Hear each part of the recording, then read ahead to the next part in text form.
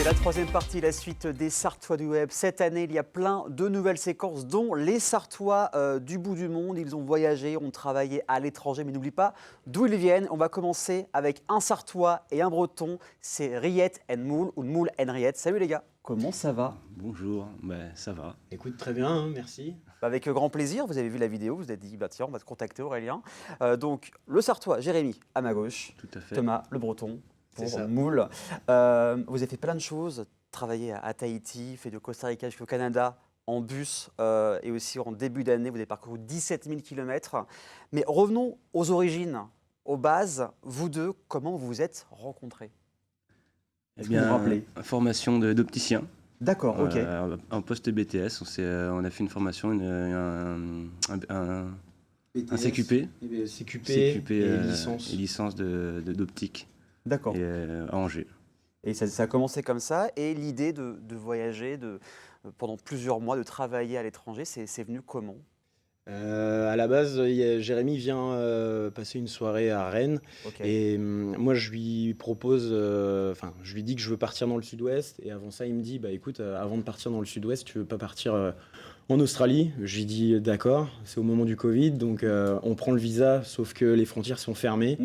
Moi, je décide de quitter Rennes dans tous les cas.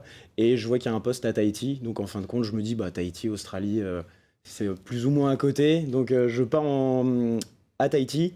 Et quelques mois après, quand les frontières réouvrent, du coup, Jay arrive à Tahiti. Et puis, on décide en fin de compte de faire le voyage, vu que les frontières sont encore fermées en Australie. D'accord. Exactement, trouver un autre projet. L'Amérique centrale était complètement ouverte au Covid, donc on pouvait y aller sans problème. Et, ça a commencé en se disant on pourrait faire Bogota, Mexique, enfin Colombie-Mexique. Et puis après, Thomas ayant de la famille au Canada, on s'est dit pourquoi s'arrêter au Mexique? Oui, c'est clair. Pourquoi pas continuer jusqu'au Il y a des Canada? contacts sur place, donc autant profiter, quoi. C'est ça. Mexique, Canada, bon, c'est plus si loin, donc let's go. Donc c'est parti comme ça. Donc, Et ça a duré combien de temps, du Costa Rica jusqu'au Canada, ce road trip? 4 mois. 4 mois, d'accord. 4 mois, ouais. Donc en bus, hein, c'est ça? Ouais, principalement. Sauf aux États-Unis, on a loué une voiture pour faire de Houston jusqu'à New York. D'accord. Mais tout le reste a été fait en bus, bus locaux. C'est ça, exactement. Et quand vous faites ces séjours de plusieurs mois, c'est quoi la préparation? Si vous avez une idée de base, vous dites on prépare ça à fond ou ça un peu au compte-gouttes au fur et à mesure? Ça se passe comment? Totalement, vraiment Ok, d'accord. au feeling. Il y a des personnes qui vont nous dire les gars, vous devriez aller visiter tel endroit, tel endroit. Et on pouvait pas s'acheter le guide du routard pour tous les pays. Ça ferait lourd dans la valise. C'est ça, exactement. Donc résultat, on est allé vérifier si c'était bel et bien vrai, comme quoi c'était super certains spots. Et effectivement, le seul but était de monter vers le nord, en se disant si on peut, on va jusqu'au Canada. Si on trouve mieux à faire sur place, qu'on veut rester plus longtemps, on s'arrête, on fait en fonction de ce qu'on trouve et on a réussi quand même jusqu'au Canada. Donc non, franchement, ça s'est passé, tout s'est très bien passé, on n'a même pas eu de problème. Donc parfait. Et cerise sur le gâteau, moi je devais rentrer en métropole et Jay, lui, a trouvé un bateau depuis le Québec pour aller jusqu'aux Açores, donc en voilier. Et c'est au feeling, en fait, il voit une annonce sur Facebook et... Prolonger de 1 mois le voyage, du coup, pour aller aller jusqu'aux Açores. Donc en fait, il suffit qu'il y ait un élément qui arrive dans votre vie du séjour et puis vous vous adaptez, en fait, c'est ça finalement. On fait en fonction des rencontres. Souvent, c'est les gens qui sont déjà passés ou qui vont... On a croisé beaucoup de gens qui allaient dans l'autre sens, qui descendaient du Mexique jusqu'en bas.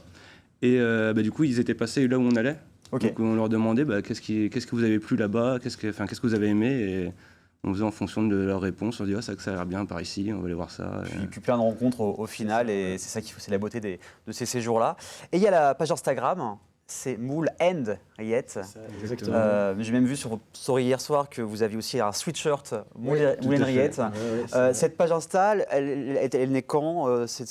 L'idée est venue comment de créer cette page? Au départ de Tahiti, quand on savait qu'on allait faire du coup, le voyage en Amérique centrale, on s'était dit, on voulait pas envoyer des messages à toute la famille, les amis, un par un, pour les tenir informés de notre voyage. Du coup, on s'est dit, on pourrait créer un compte Instagram, comme ça on le donne à tout le monde. Et les gens peuvent nous suivre sur cette page sans avoir à l'informer un par un de ce qui se passe, de ce qu'on fait. Et les gens pensent quoi de cette page Instagram, que ce soit vos proches ou même les gens qui découvrent ça sur Insta? C'est quoi leur réaction quand ils voient tout ce que vous faites? Ils adorent. Nous, tous les retours, ça a été franchement merci. Vous nous avez fait aussi voyager à travers toutes les photos, les vidéos. Et c'est vrai que maintenant, avec la plateforme Instagram, c'est quand même super facile de faire des réels, les petites vidéos. Et même avec les stories, on posait des questions, savoir s'il y avait des personnes qui étaient dans le coin ou s'ils avaient des conseils. Et résultat, la plateforme est assez interactive, donc pratique pour ça. Donc ça, c'est plutôt sympa. Ouais. Qu'est-ce qu'on peut y retrouver? Tu as dit des réels, donc des vidéos, photos de ce que vous faites comme activité, comme séjour. On peut y trouver quoi? En fait, on faisait une publication par logement, entre guillemets, par endroit où on s'arrêtait. Okay. Dès qu'on s'arrêtait dans un endroit, une fois qu'on était reparti, on faisait une publication pour dire en gros ce qu'on avait fait sur place et ce qu'on avait vu, ce qu'on avait découvert. Donc il y a pas mal de choses à dire. Je vais demander de travailler un petit peu de vos côtés, parce que oui, je vais un peu travailler les invités comme ça. Je vais demander de choisir chacun une photo qui vous a marqué, une photo coup de cœur, voilà, que quand vous la voyez, ça vous provoque des souvenirs. On va commencer par la toute première photo. Et l'un d'entre vous va commencer. Alors, c'est une photo qui est magnifique, je trouve. Ah oui, oui. Et c'est toi, Thomas, qui a choisi cette photo. Alors, c'est où et pourquoi cette photo? Cette photo, elle a été prise à Tahiti, donc à Laorai. Donc, c'est le 3e plus haut sommet de la Polynésie. D'accord. Et donc, c'est une randonnée qu'on fait avec plusieurs amis. On va faire également un bivouac le soir. Et donc beaucoup de souvenirs parce que tout simplement, moi je pensais qu'on était à Tahiti, donc c'est sûr, il fait 27 degrés, il fait beau, sauf que en fin de compte, tu es à 2000 mètres d'altitude, donc le soir, c'était tombé à 13 degrés. Mon pantalon, c'est ça, le pantalon trempé, donc fallait faire un feu pour le sécher. Il y avait pratiquement plus d'eau dans la cuve au refuge. Okay. Donc ça a été assez marrant, et il y avait en plus des rats sous le refuge. C'est moins le côté glamour de Tahiti là. C'est ça, exactement. Mais en fin de compte, un des moments les plus dingues, parce que tu vois la photo, on se réveille le matin. C'est ça, de nuit, il est donc environ 3h30, 4h quand on commence à marcher, donc pour vraiment arriver au sommet. Et donc on a le soleil devant nous, et donc juste derrière, donc là forcément tu le vois pas, mais tu as donc la lune qui est au-dessus de Moorea, donc l'île voisine en fait de Tahiti. Donc tu y vas en ferry, tu es à 30-40 minutes en fait de Tahiti. Ouais, donc une image qui restera gravée à vie. Exceptionnel. Et puis donc avec les amis, un paysage de dingue. Donc c'est vraiment de très très bons souvenirs. Et ça se voit quand on parle. Jérémy, toi, c'est une photo qui n'a aucun rapport avec ce qu'on vient de voir, alors qui va s'afficher dans quelques instants. Alors c'est quoi cette photo dans un port? C'est où exactement? C'est là, on est à Big Corn Island, donc c'est une petite île nicaraguayenne. D'accord. Dans le côté Caraïbes. Et en fait, c'est durant un voyage, mais un périple qu'on a fait pour rejoindre Little Corn Island, donc une petite île qui est juste à côté de celle-ci. C'est pas très loin de là où on est parti au début, mais on a mis 58 heures pour arriver jusqu'à cet endroit. Quand même. C'était très long. Les 2 jours ont été, même plus de 2 jours pour le coup, ont été très longs.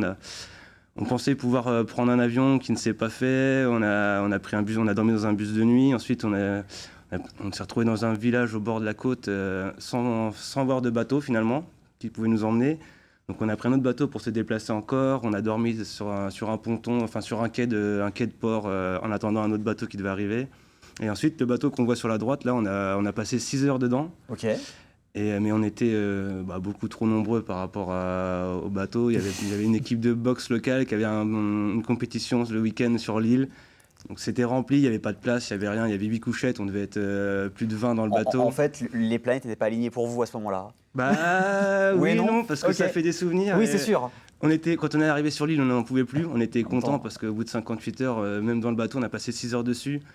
Au début, on a entendu un cochon, on pensait pas, on s'est dit c'est pas possible, sauf qu'au bout d'un quart d'heure, ça recommence, et pendant 6 heures, le cochon n'arrêtait pas de crier. Et quand on est arrivé, on a débarqué, on s'est assis en face du bateau, et en fait, on s'est rendu compte que ils ont débarqué un cochon, donc on s'est dit aussi, il y a vraiment un cochon.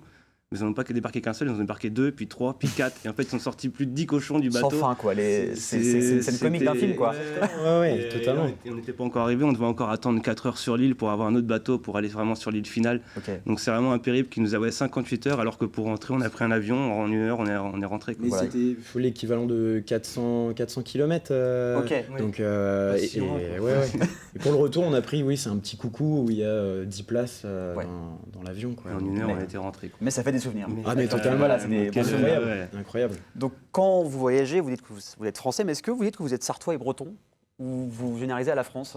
Moi, totalement. Enfin, quand je me présente, je dis tout de suite que je vais être français et puis que je viens de Bretagne. Et pareil pour Jérémy. Mais après, à l'étranger, la France, plus juste par rapport à Paris que du coup, quand on explique un petit peu, on se base surtout, vous êtes où ? À 2 heures de Paris. Et, c'est plutôt ça plus simple. Si après, le repère. Le Mans, je parle des 24 heures. Tout de suite, ça parle aux gens ? Je peux pas tout le monde, mais certains vont vite vont faire le lien. Quoi. Eh ben, il nous reste un petit peu de temps. C'est une séquence, vraiment, vous allez devoir répondre au tac le plus rapidement possible, chacun votre tour. Le meilleur pays que vous ayez visité ? Guatemala.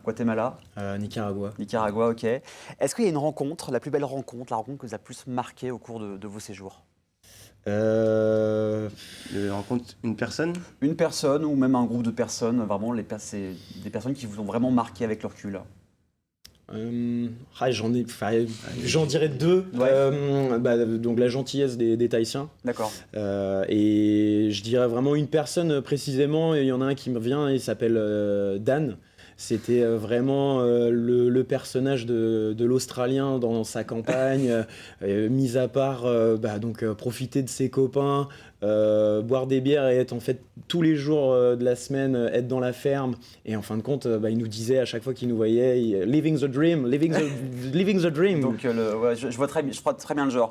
Donc on peut vous suivre sur Instagram avec Moule N Riette pour suivre vos aventures, pour découvrir vos projets. En tout cas, merci à vous les gars d'être venus. Merci à toi. Avec grand plaisir. Donc c'est cette première séquence des Sartois du bout du monde dans quelques instants. Une toute nouvelle chronique, c'est les Brigades du Web. Mais ça, c'est juste après la pub. À tout de suite.